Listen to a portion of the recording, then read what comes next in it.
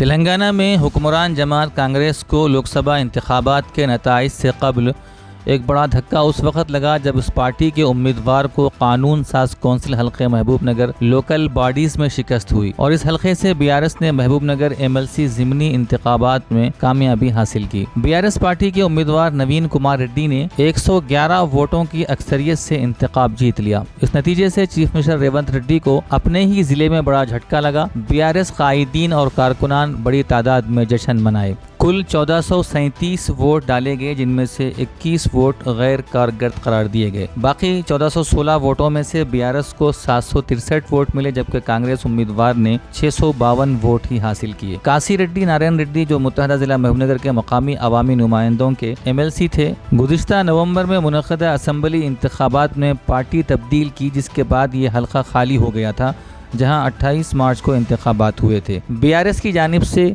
नवीन Kumar Reddy, Congress party की जानिब से मने जीवन रेड्डी और सुदर्शन गौड़ आज़ाद उम्मीदवार के तौर पर मुकाबला किया। कुल 1437 लोगों ने अपने वोट का हक इस्तेमाल किया, जबकि 2 एमपीटीसीज ने वोट नहीं दिया।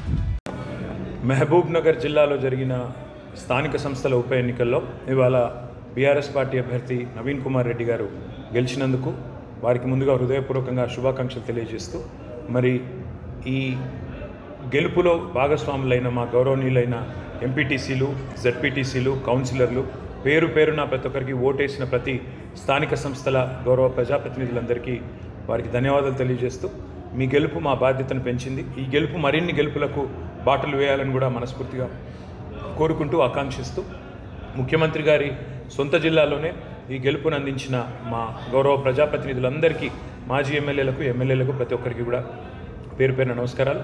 నవీన్ కుమార్ రెడ్డి గారికి ప్రత్యేకంగా శుభాకాంక్షలు.